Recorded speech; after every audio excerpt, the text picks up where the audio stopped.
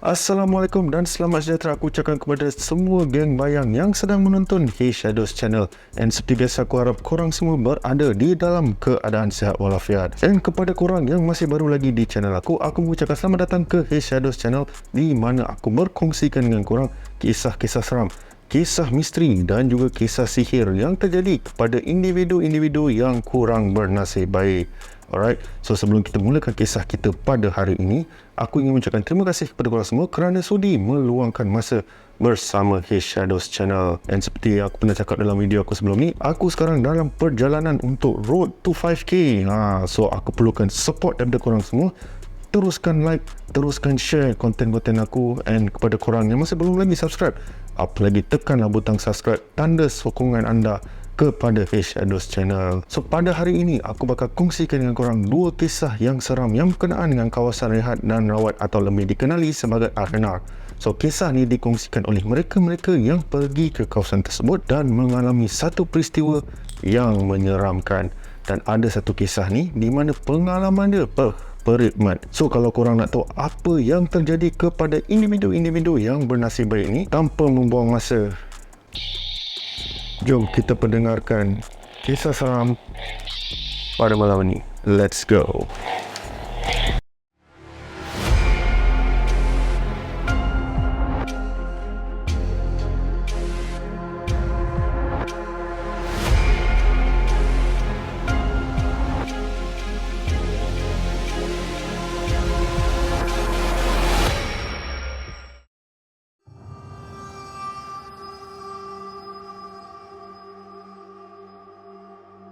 So, kisah kita bermula di mana Mia yang berasal dari Terengganu mendapat panggilan dari salah seorang rakan adiknya yang stay dekat Melaka yang memberitahu yang adik si Mia ni mengalami kemalangan jalan raya. Dan selepas mendapat berita tersebut, tanpa membuang masa, Mia dan juga salah seorang sepupunya iaitu Sarah terus bergegas menuju ke Melaka. So dikatakan mereka bertolak dari Terengganu sekitar jam 6 petang macam tu dari daerah Besut. So pada masa tu Mia berasa lega sebab LPT2 baru setahun siap dan juga dapat percepatkan perjalanan dia ke Melaka. Dan ini juga merupakan kali pertama si Mia ni menggunakan LPT2. So pada awalnya sepupu si Mia iaitu Sarah tak nak lalu LPT2 bukan sebab apa, tapi sebab katanya jalan dekat situ berayun-ayun and takutlah si Mia ni mabuk jalan.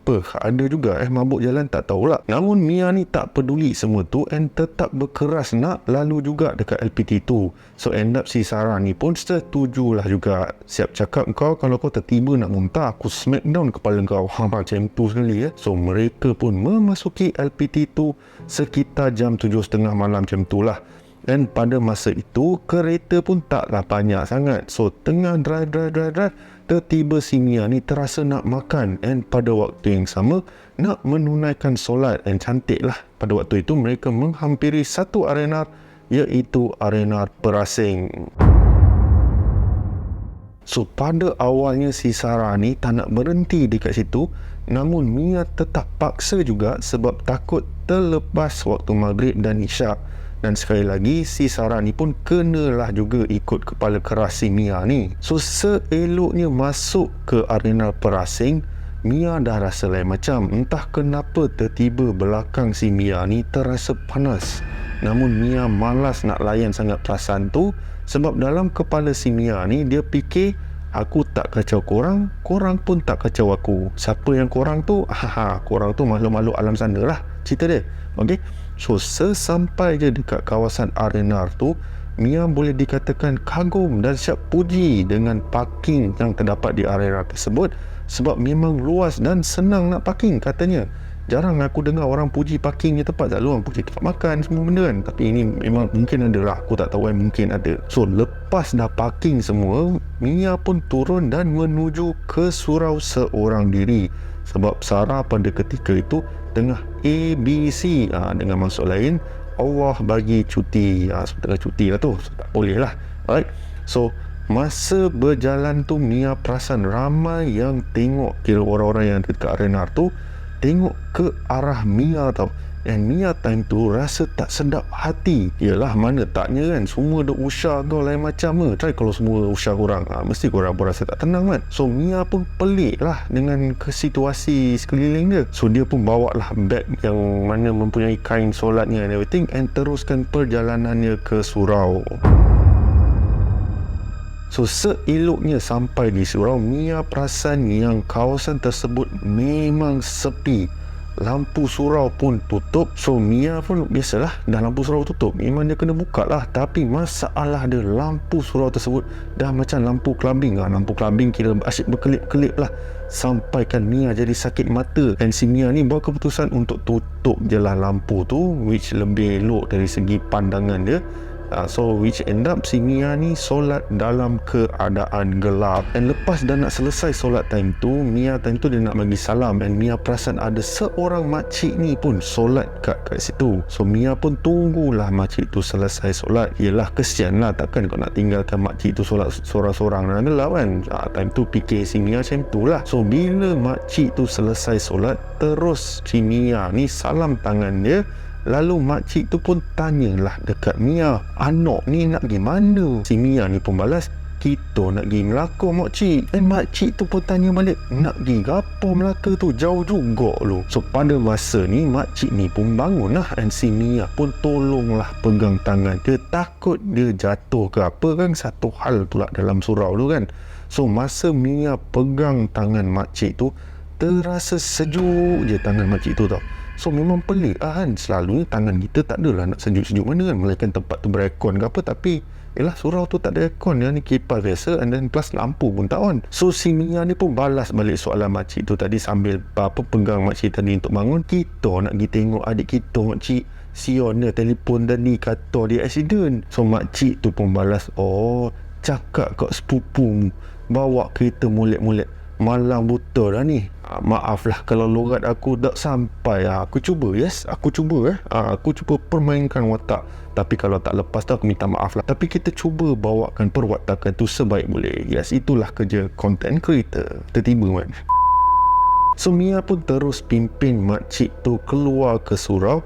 Sampai je di kawasan tempat makan, makcik tu pesan kat Mia suruh sepupu si Mia ni keluar ikut susu keluar yang terdekat, kira ikut jalan lain lah. So mengikut kisah Prasing tu ada beberapa jalan keluar kot, dan sebab aku tak pernah tengok lagi Prasing, tapi apa yang makcik tu kata, untuk keluar melalui jalan yang berlainan lah, senang kata macam tu lah. So makcik tu pun cakap tak elok dua anak dara dalam kereta malam-malam macam ni, especially jalan tersebut. Except dia kata yang Mia dan juga Sarah ni darah yang manis, so banyak yang mengikut. Tak tahu apa yang mengikut lah, kok benda lagi satu, ataupun manusia biasa yang ialah darah manis kan. So faham lah. Si Mia ni pun hanya angguk je bila makcik tu kata macam tu. Sampai je dekat tempat makan, Mia ajaklah makcik tu makan sekali, tapi dia tak nak. Dia kata anak dia tengah tunggu dia. So si Mia ni pun rasa tak lapar lah, tiba-tiba tak rasa lapar, dan terus pergi ke tempat parking lah. So elok dia sampai dekat kereta tu, dia pun masuk, and Mia nampak yang sepupunya iaitu Sarah tadi tu pelik semacam, muka dia kelihatan pucat. So Mia pun tanyalah si Sarah, weh hang ni pasal apa? Tiba man terlorak utara pula. So si Sarah ni pun cakap, mu kecik dengan siapa tadi? Siap tepuk tampar bagai. So si Mia ni pun balas, oh dengan makcik tu lah, ada satu makcik tadi, dia pun pergi semayang tadi dengan kat surau tu. And terus sepupu si Mia ni senyap, tak cakap apa-apa, dan mereka pun keluar dari kawasan tu. Dan si Mia ni pula terlupa terus akan pesan makcik tu tadi kan, yang dia suruh ikut laluan lain kan. So dorang pun keluar exit dari arena tersebut dan meneruskan perjalanan mereka ke Melaka. So drive, akhirnya mereka pun sampai di satu kawasan berhutan di kiri dan kanan mereka. Dan kereta boleh dikatakan masih ada lah dalam 2-3 buah macam tu. Tapi yang peliknya, setiap kereta yang berada di belakang diorang akan beri lampu tinggi sebelum memotor laju lah macam tu kan. Dan kereta dari arah bertentangan pun sama juga, bila lalu je high beam. So Mia pun pandanglah sepupunya, namun Sarah hanya senyap sepanjang perjalanan tu. Dan pada masa inilah si Mia nampak muka si Sarah ni berpeluh-peluh. So Mia fikir sekejap, panas ke dalam kereta ni? Aku rasa sejuk je. fikir si Mia kan, macam aku cakap tadi. Tiba-tiba adalah satu kereta ni memotong kereta si Mia dan juga si Sarah ni sambil menunjuk ke arah bumbung kereta mereka. So Mia pun tanyalah pada si Sarah ni, "Weh, kau ada tertinggal barang atas kereta ke?" Namun Sarah tetap senyap, tak cakap apa-apa, langsung tak jawab pertanyaan si Mia ni tau. Kalau aku dah jentik telinga lah, orang tanya jawab. Jangan kau bila orang tanya kau senyap. Aku tak suka bila situasi-situasi macam ni kau tengah dalam keadaan serius, so kau nak tahu apa yang berlaku, tak payah main senyap-senyap kan. Aku tak suka, emosi pula kan, tiba kan. So si Mia ni pun dah mula rasa tak sedap hati. Sampailah diorang keluar daripada LPT tu, and Sarah decide untuk berhenti di Termeloh. And Sarah cakap, malam ni kita tidur di hotel dulu sebab dia dah tak larat nak bawa kereta. And si Mia pula time tu cuba membantah sebab Mia kata dia boleh je drive. So Mia cakap, tak payahlah, aku je lah ganti kan, nak berhenti stay kat hotel, buat apa bazir duit je kan. And time tu terus si Sarah ni pun naik angin, kata, aku kata kita duduk sini, kita duduklah sini dulu, kau tak payah degil sangat boleh tak, sebelum aku smack kepala kau kan. Bagi Sarah mengamuk kan. So dengan serta-merta Mia ni pun terdiam, dan Mia tahu mesti sepupu dia dah marah sangat pada waktu itu. Sebab Mia ni dia cukup kenal dengan si Sarah ni. Sebab si Sarah ni dia jenis pendiam dan tenang je. So bila dia naik angin, maknanya dia betul-betul marah lah. Memang obviously betul-betul marah lah. Jarang kalau kau naik angin kau tak marah kan. So anyways, so last diorang pun end up kira check in lah dekat sebuah hotel yang murah dekat Temerloh. So seorang lelaki yang berbangsa Cina yang menjaga kaunter hotel tersebut non-stop asyik tengok ke arah kereta Mia dan Sarah ni tau. So Mia ni terasa pelik lah. So Mia tak boleh tahan, Mia pun tegur Apek tu kan, "Okey, apa pasal lu tengok kereta kami? Ada hantu ke?" So Sarah terus tepuk bahu si Mia ni, and Mia pula time tu siap boleh ketawa bagai semua. Tapi seeloknya Apek tu jawab, "Hayya Amoy, wah memang nampak ada hantu atas kereta lu orang. Lu datang ikut jalan mana tadi?" And time tu lah Mia punyalah terkejut. Padahal dia gurau je kot. Mia terus tengok muka si Sarah dan sambil cakap perlahan-lahan, "Weh, hang tahu ke pasal ni? Ibu masuk lagi lorat utara kan?" Tanya si Mia ni. So Sarah pun mengangguk, dan pada ketika itu terus Mia rasa seram sejuk. Dan Mia tengok muka si Apek tu pun dah habis pucat lah. So seeloknya dah selesai check-in semua, mereka terus ke bilik, dan seelok je masuk ke dalam bilik, Mia dah tak tunggu apa-apa. Mia terus tarik tangan si Sarah dan paksa dia cerita apa sebenarnya yang dah terjadi. Lalu Sarah pun kongsikan apa sebenarnya yang telah berlaku. So menurut sepupu Mia ni, semuanya mula dengan dia nampak Mia cakap seorang diri di arena Prassing tadi. Masa tu dia dah rasa tak sedap hati dah. So lepas tu masa dalam kereta pula, sebenarnya Sarah ni dah rasa kereta tu macam berat sangat tau, macam bawa lebih muatan macam tu tau. Sampailah masa sebuah kereta tu tunjuk ke bumbung kereta, dia memang syak yang ada yang tak kena dengan kereta tu, which akhirnya yang dia buat keputusan untuk ajak si Mia ni untuk tidur di hotel malam tu. Dan lepas tu dia geram sebab mulut si Mia ni cabul. Masa cakap dengan Apek tu, dia risau kalau apa-apa terjadi. Itulah sebab kenapa si Sarah ni tepuk bahu si Mia. So Mia yang terdengar cerita sepupunya rasa berderau darah, dan pada masa itulah Mia tiba-tiba teringat akan pesan makcik tu untuk lalu jalan lain bila nak keluar. Namun pada masa yang sama dia pun teringat, macam mana makcik tu tahu yang dia datang ke perhentian R&R dengan sepupunya? Makcik tu tak mungkin kan tahu hal ni. So pada korang yang mendengar kisah ni, apa pendapat korang? Agak-agak makcik tu memang ada niat nak tolong, ataupun cuba bermain-main, di mana sesilap yang ada atas kereta tu adalah makcik tersebut? Or maybe tak pun, masa dia pesan kat Mia, dia dah nampak ada sesuatu yang duduk di atas kereta mereka.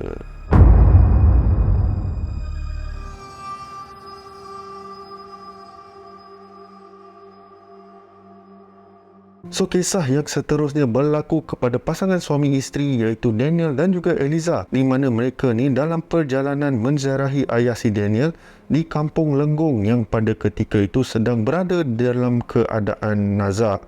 So kisah ni terjadi di arena Tasik Raban, di mana arena ni terletak di lebuh raya Kuala Kangsar Greg yang dibuka pada tahun 2004. So kisah ni, bila satu pagi ni Daniel mendapat panggilan dari ibunya yang suruh mereka pulang ke kampung atas sebab ayah si Daniel ni dalam keadaan nazak lah. So Daniel pada ketika itu sedang bertugas di Ipoh, dan setelah mendapat panggilan tersebut, Daniel ni terus memberitahu isterinya untuk berkemas dan bagi tahu yang mereka bakal bertolak ke Kampung Lenggong pada malam itu. So selepas selesai kerja semua, Daniel pun pulanglah ke rumah, bersiap-siap semua dan memulakan perjalanan mereka ke Kampung Lenggong. So masa yang diambil dari Ipoh ke Kampung Lenggong tak adalah jauh mana, dalam sejam macam tu lah. So mereka pun bertolak dalam pukul 8 malam macam tu, dengan anggapan yang akan tiba dalam pukul 9 lebih lah. Alright, itu anggaran dorang lah.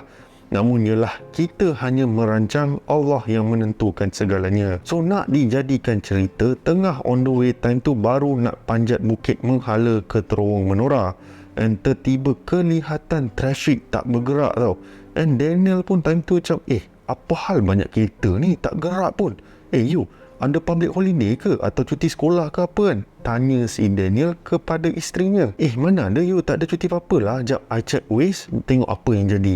So elok sahaja si Eliza ni check Waze, and time tu Waze bagi tahu lah macam ada kemalangan yang berlaku selepas Terowong Menora, which tak tahulah kemalangan apa tu, sampai semua kereta macam tak bergerak tau. So hampir sejam lebih macam tu, barulah Daniel dan juga Eliza tahu yang kemalangan dekat depan tu berpunca dari trailer lori di mana ekor dia tu terpisah lalu menghalang jalan. So korang mana yang ikut Menora tu tahulah, kalau jalan tu kalau dah kena blok, dia 2 lane je. So kalau trailer tu dah blok jalan, memang tak ke mana lah cerita dia kan.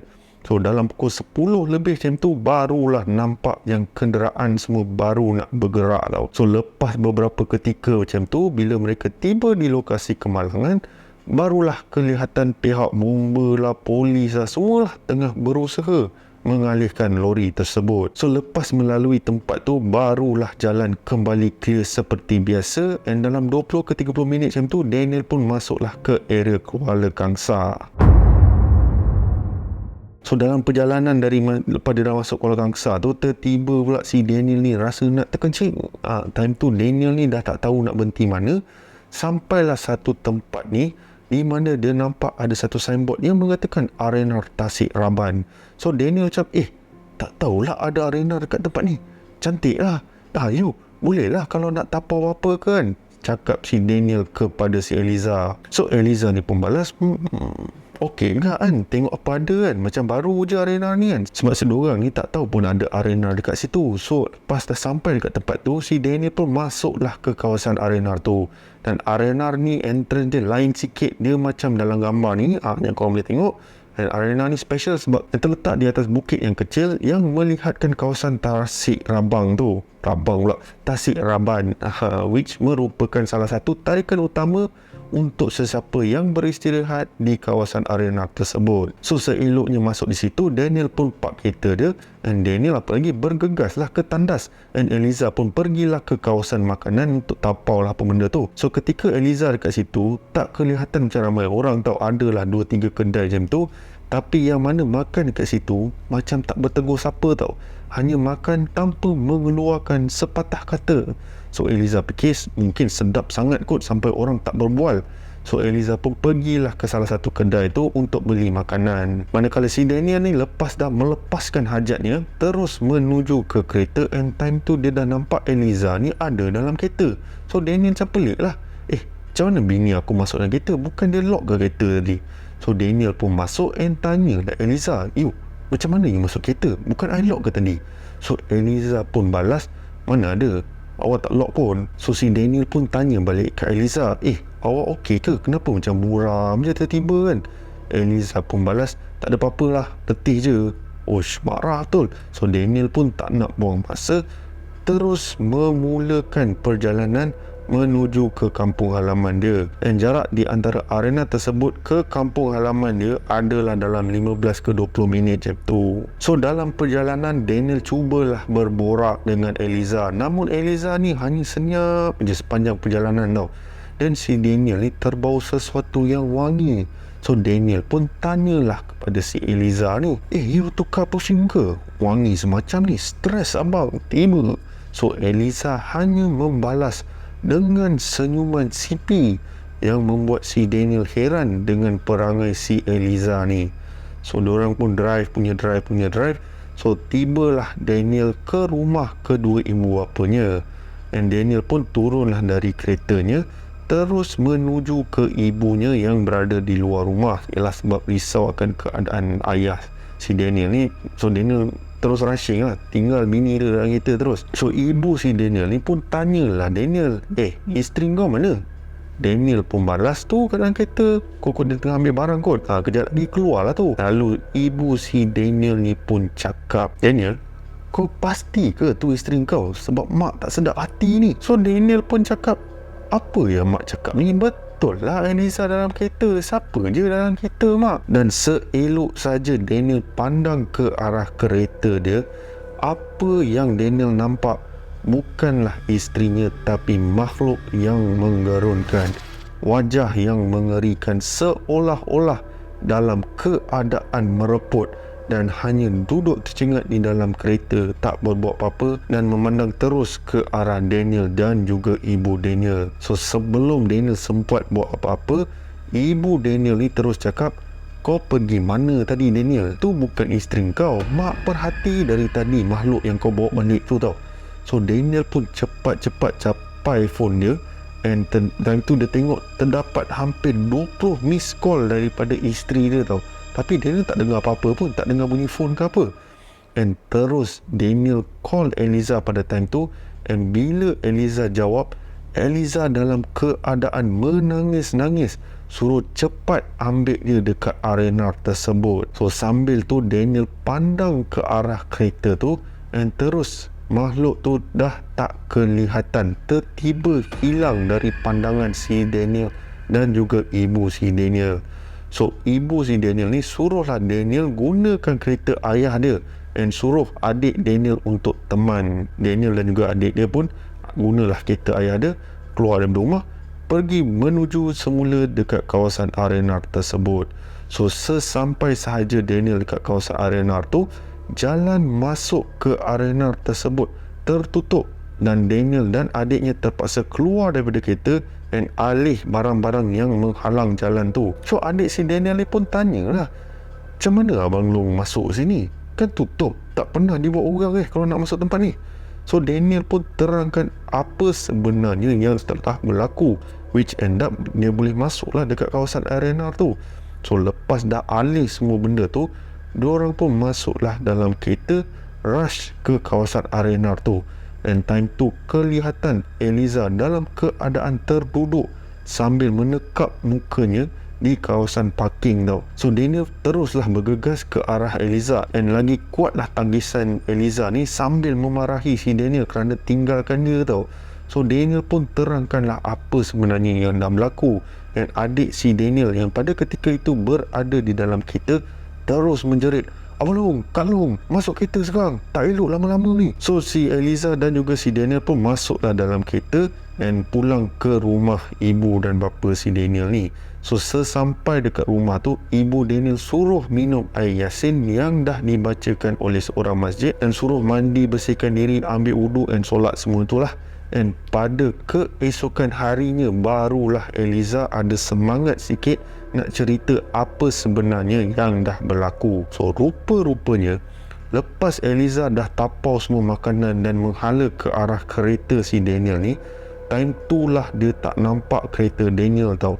Dan Eliza ni sebenarnya cuba call, namun tak tahu kenapa tak dapat telefon bimbit si Daniel ni. So Eliza time tu dah nak risau dah. So dia nak patah balik ke tempat area tempat makan tu dan duduk dekat situ sampailah dia boleh call Daniel. Namun apabila dia pusing je, dia tak nampak apa-apa restoran yang buka. Hanyalah bangunan yang terbiar, dan makanan yang ada di tangannya hanyalah bekas plastik sampah yang penuh dengan ulat dan juga daun kering. So Eliza terus panik and again cuba menelefon Daniel, namun Daniel tak jawab juga. So time tu lah Eliza terdengar bermacam-macam bunyian yang ada dekat tempat tu. Even Eliza seolah-olah ternampak ada satu makcik yang berada dekat ujung bangunan tu seperti berjalan-jalan tak tentu arah. Nampak seperti kelibat-kelibat yang sedang perhatikan dia. Sampailah Daniel call dan Eliza terus menangis sambil menekap mukanya apabila Daniel dah call dia lah. Dan perkara yang sama juga yang diberitahu oleh adik si Daniel ni, time diorang dekat situ, adik Daniel nampak seperti banyak kelibat yang sedang mermehati, dan sebab itulah dia suruh cepat sikit. Dan lepas insiden tersebut, Daniel dah tak berhenti dah di mana-mana R&R, melainkan betul-betul lah R&R yang dia biasa berhenti. So, sekadar perkongsian, R&R Tasik Ramban ini dah ditutup pada tahun 2010 macam tu tau, sebab dikatakan peniaga dekat tempat tu tak dapat keuntungan disebabkan lokasi R&R tu buat orang tak pergi, macam nak tutup lah. Tapi bukan nak dikata sebab isu-isu misteri ke apa tempat tu tutup, macam cakap tadi lah, sebabkan lokasi dia yang buat orang tak sedar, tak tahu and everything all. Plus ada khabar yang ada beberapa pihak yang dikatakan nak buat tempat tu sebagai tempat penginapan. So kepada korang semualah, Shadows nak tanya kepada geng bayang sekalian dekat luar sana, kalau betul lah diorang buat hotel dekat situ, korang berani tak stay dekat situ?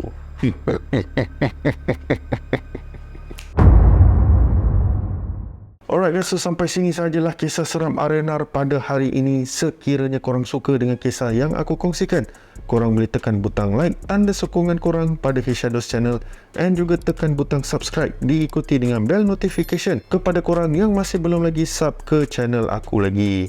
So aku ingin mengucapkan again sekali lagi ribuan terima kasih kepada semua yang hadir pada malam ni ataupun pada video kali ini menonton Shadows channel. And yes, Khamis ini 29 Jun 2023 kita bakal menyambut Hari Raya Aidiladha. So Shadows ingin mengambil kesempatan ni untuk mengucapkan selamat Hari Raya Aidiladha. Moga kita semua sentiasa dirahmati Allah Subhanahu Wa Taala. Dan kepada korang yang bakal travel ni, bakal travel time cuti-cuti ni, berhati-hatilah di jalan raya, berjaga-jagalah bila berhenti di mana-mana R&R. Mana tahu terhenti ke R&R yang macam dua R&R tadi tu kan. So moga korang semua selamat pergi dan selamat pulang. Alright, so seperti biasa, nama aku Shadows, and by the orders of the Shadows, stay safe, stay healthy, sehingga kita berjumpa lagi di konten yang akan datang. Assalamualaikum. Bye bye guys.